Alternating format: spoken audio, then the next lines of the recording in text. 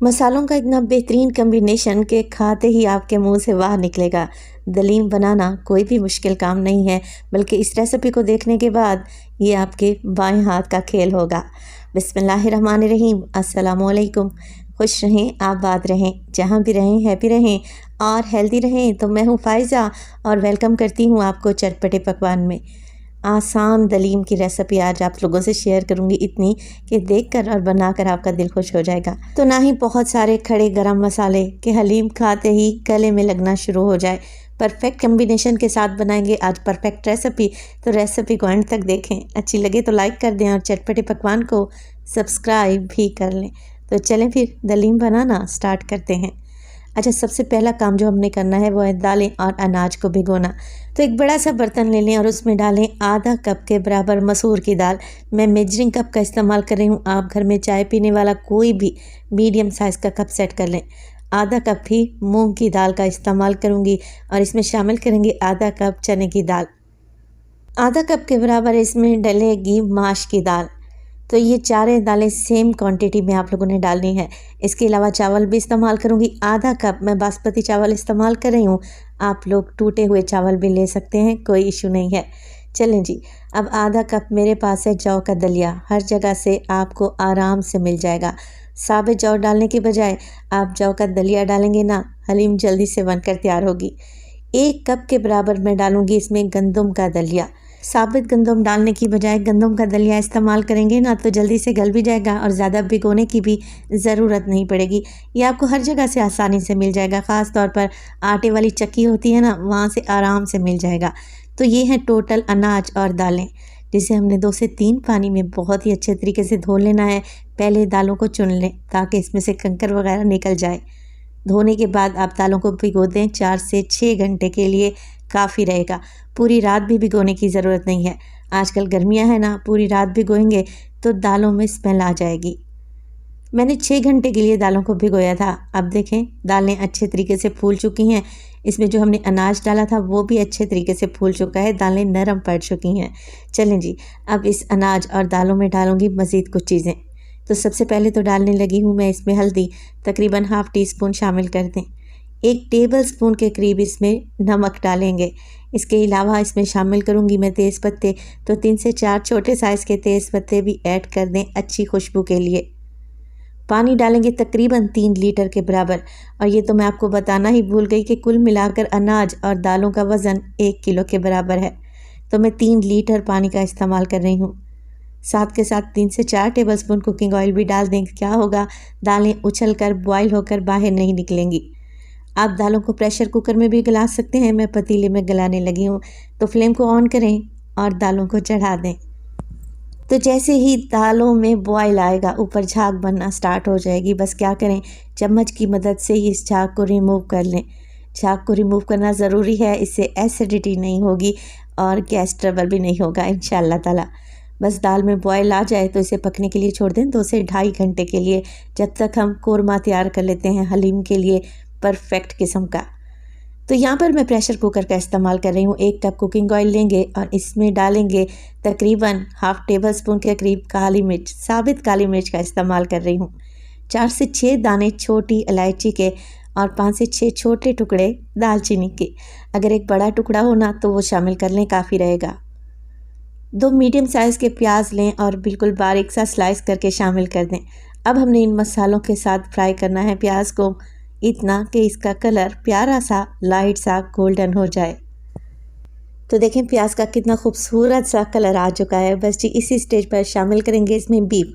अच्छा, बीफ में 1 किलो दालें और अनाज के लिए 1 किलो ही ले रही हूँ और बड़े साइज़ के टुकड़े मैंने लिए हैं। इससे क्या होता है, रेशा अच्छा बनता है, हलीम लेसदार बनता है। आप यही रेसिपी चिकन या फिर मटन से भी बना सकते हैं। तो 1 किलो बीफ के टुकड़े मैंने डाल दिए। अब मिक्स करेंगे और गोश्त की भुनाई कर लेंगे इतनी कि इसका कलर चेंज हो जाए। अच्छा, गोश्त को भूनने के साथ साथ ही मैं इसमें डालने लगी हूँ हरी मिर्चों का पेस्ट। तकरीबन 8 से 10 अदद हरी मिर्चें थी, जिन्हें मैंने मोटा मोटा सा पेस्ट बना लिया है। तकरीबन 2 से ढाई टेबल स्पून के करीब इसमें हरी मिर्च का पेस्ट डाल दें। अदरक और लहसुन का पेस्ट डालेंगे तकरीबन 1.5 टेबल स्पून के करीब। और अब गोश्त की भुनाई करें। ये इतना आसान सा तरीका है दलीम बनाने का, यकीन करें इससे तो आसान तरीका तो हो ही नहीं सकता। ना ही कोई मैं एक्स्ट्रा गरम मसाला पीसूँगी और ना ही इसमें डलेंगे ढेर सारे गरम मसाले। स्टार्ट में जो हमने मसाले डाले थे ना, बस वही डलेंगे।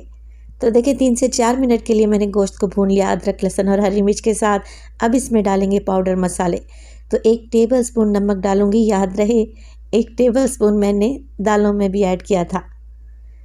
2 टेबलस्पून भर के इसमें डालेंगे कूटा हुआ धनिया, मोटा मोटा सा कूटा हुआ धनिया है, 2 टेबलस्पून भर कर डाल दें। इसके अलावा शामिल करूँगी मैं इसमें घर का पिसा हुआ खुशबूदार गरम मसाला हाफ़ टेबलस्पून। हल्दी डालेंगे इसमें तकरीबन 1/4 टीस्पून के करीब और लाल मिर्च का पाउडर भी शामिल करेंगे इसमें 1 टेबलस्पून। हरी मिर्चें भी डाली हैं ना, तो मिर्च की क्वांटिटी कम या ज़्यादा आप अपने हिसाब से कर सकते हैं। बस जी, यही मिर्च मसाले डलेंगे और इन्हीं मिर्च मसालों के कम्बिनेशन से बेहतरीन जायकेदार दलीम तैयार होगी इंशाल्लाह ताला। मिर्च मसाले डालने के बाद मिक्स करते हैं और अब हमने डालना है इसमें दही। तो तकरीबन 250 ग्राम या 1 पाव के बराबर दही है, जिसे अच्छे तरीके से फेंट लें और गोश्त में शामिल कर दें। तो दलीम में टमाटर नहीं डाले जाते, दही डाला जाता है। दही डालें और भून लें इतना कि दही का सारा पानी खुश्क हो जाए। देखें बेहतरीन सा यहाँ पर बीफ भून चुका है और माशाल्लाह से इतनी प्यारी कोई खुशबू आ रही है कि अब मैं आपको बता नहीं सकती। अब हमने बीफ को गलाने के लिए पानी डालना है। बीफ के बड़े टुकड़े हैं तो ज़्यादा पानी डालना पड़ेगा। तो मैं तकरीबन 2 से 2.5 लीटर पानी डाल दूँगी, क्योंकि बीफ को हमने अच्छे तरीके से गलाना है और इसका रेशा बनाना है। बस जी, कुछ भी नहीं करना, कवर लगा दें और तकरीबन 1 से 1.5 घंटे के लिए बीफ को पकने के लिए छोड़ दें मीडियम टू लो फ्लेम पे। तो रेसिपी इस स्टेज पर ज़रा सी भी अच्छी लग रही हो, रेसिपी को लाइक कर दिया करें और चटपटे पकवान को सब्सक्राइब भी कर लें। आप सब लोगों का बेहद शुक्रिया। तो यहाँ पर देखें तकरीबन 1.5 घंटा लग गया है मुझे बीफ को गलाने में। प्रेशर कुकर का सारा प्रेशर निकाल दें। बीफ अच्छे तरीके से गल चुका है। अब हमने बनाना है इसका रेशा। तो रेशा बनाने के लिए मैं मधानी का इस्तेमाल कर रही हूँ। आप लोग कांटे की मदद से भी इसका बिल्कुल बारीक सा रेशा कर सकते हैं, या फिर ऐसा करें इस शोरबे से ये सारा मीट निकाल लें और कूंडी डंडे में अच्छे तरीके से कूट लें, तब भी बेहतरीन सा रेशा तैयार हो जाएगा। मैं मधानी की मदद से इस तरीके से मैश करूँगी ना, तो बेहतरीन सा गोश्त गला हुआ है, कोई भी मसला नहीं होगा। तो गोश्त के शोरबे में ही गर्मा गर्म बीफ को अच्छे तरीके से मैश कर लेंगे। देखें मैं अभी आपको चेक करवा देती हूँ कि कितना बेहतरीन सा रेशा बनकर तैयार है। चलें जी, इसे तो रख देते हैं एक साइड पर और चलते हैं दालों की तरफ कि उसकी क्या कंडीशन है। तो अनाज और दालों को भी पकते हुए तकरीबन 2 से 2.5 घंटे गुजर चुके हैं।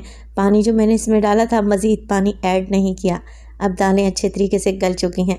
अब हमने दालों को भी घोट लेना है, मगर घोटने से पहले जो हमने दालों में तेज़ पत्ता डाल कर रखा हुआ था ना, उसे निकाल दें, क्योंकि इसका काम अब ख़त्म हो चुका है। अच्छा, दालों को घोटने के भी 2 से 3 तरीके हैं। या तो आप इस दालों को अच्छे तरीके से ठंडा करें और जूसर ब्लेंडर जग में डालकर बिल्कुल फ़ाइन पेस्ट बना लें, या फिर मधानी की मदद से भी आप इनको मैश कर सकते हैं। मैं अपने काम को आसान कर रही हूँ, हैंड ब्लेंडर का इस्तेमाल कर रही हूँ। तो 2 से 3 मिनट के लिए ही हैंड ब्लेंडर को चलाएंगे तो बेहतरीन सी दालें पिस कर तैयार हो जाएंगी। तो मैंने आपको 2 से 3 ऑप्शन दिए हैं, तो आप कोई भी ऑप्शन चूज़ कर लें और दालों को बिल्कुल फ़ाइन सा पेस्ट बना लें, अच्छे तरीके से मैश कर लें। तो देखें जी, बातों ही बातों में दालें अच्छे तरीके से मैश हो चुकी हैं और माशाल्लाह से बेहतरीन सी कंडीशन में आ चुकी हैं। बस जी, अब हमने कुछ नहीं करना, इसमें डाल देना है रेशा किया हुआ गोश्त जो कि अभी हमने बना कर रखा हुआ था।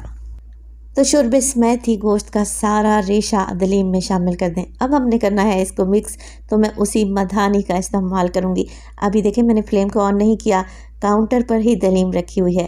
पहले अच्छे तरीके से इसे मिक्स कर लें और फिर फ्लेम को ऑन करें, क्योंकि असल काम तो अब स्टार्ट होगा।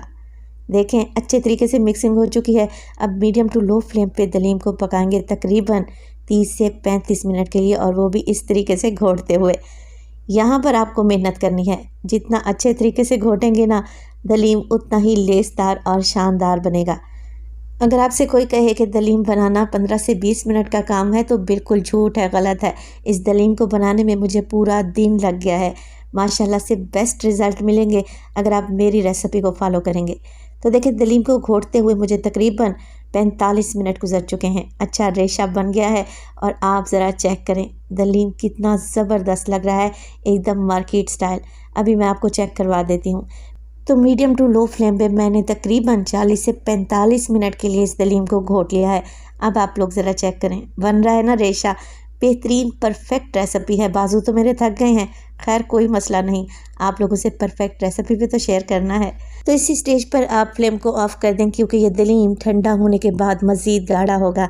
अब इसका तड़का तैयार कर लेते हैं, जिसके लिए आधा कप फ्राइंग पैन में मैंने कुकिंग ऑयल डाल दिया और इसमें डालेंगे एक बड़े साइज़ का प्याज, जिसे स्लाइस करके शामिल कर दें। प्याज के अलावा इसमें कुछ भी ऐड नहीं होगा, बस आप लोगों ने क्या करना है, प्याज को कलर देना है। जैसे ही प्याज हल्का सा गोल्डन कलर में आ जाएगा तो मैं क्या करूँगी, थोड़ा सा प्याज इसमें निकाल लूँगी अलहदा से गार्निश करने के लिए, और बाकी बची हुई प्याज में मैं डालूँगी कश्मीरी लाल मिर्च का पाउडर। अगर है तो डाल लें, नहीं है तो स्किप कर दें, छोड़ दें, कोई इशू नहीं है। मैं अच्छे कलर के लिए डाल रही हूँ। तो हाफ़ टी स्पून कश्मीरी लाल मिर्च का पाउडर डालें, फ्लेम को ऑफ़ कर दें, तड़का तैयार है। गर्मा गर्म तड़का लगा देंगे हम अपनी चटपटी सी दलीम पर। तो देखें लग रही है ना टेस्टी। मिक्स कर लेते हैं और मिक्स करने के बाद अभी वीडियो ख़त्म नहीं हुई, अभी हमने इसकी फ़ाइनल प्रेजेंटेशन करनी है, तो रेसिपी को एंड तक देखें। तो दलीम मिक्स करने के बाद मेरे पास है तकरीबन हाफ़ टी स्पून के करीब चाट मसाला। ये ऑप्शनल है, डालना चाहें तो डालें, अदरवाइज़ स्किप कर दें। बारीक कटी हुई अदरक, बारीक कटी हुई हरी मिर्च और इसमें डालेंगे ढेर सारा हरा धनिया। तो माशाल्लाह से बेहतरीन परफेक्ट किस्म की दलीम एकदम तैयार है। देखें कितनी रेशेदार बनी है। एक दफ़ा इस रेसिपी को लाजमी ट्राई करें और अपना फीडबैक दें कि आपकी रेसिपी कैसी बनी। तो देखिए आसान तरीके से मैंने आपको परफेक्ट दलीम की रेसिपी दी है। अब रेसिपी बनाना तो आपका काम है। गार्निश करेंगे इसे तली हुई प्याज से, जो कि अभी हमने निकाल कर रखी हुई थी, बारीक कटी हुई अदरक से, हरी मिर्चों से, लेमन स्लाइसेस से और धनिए से। तो देखें लग रही है ना परफेक्ट। रेसिपी बनाए तो अपना फीडबैक लाजमी दिया करें। आपके एक प्यारे से कमेंट का मुझे इंतज़ार रहेगा। तो अपना बहुत सारा ख्याल रखिएगा, फ़ाइज़ा को अपनी दुआओं में याद रखिएगा। मुझे दीजिए इजाज़त, टिल देन अल्लाह निगहबान।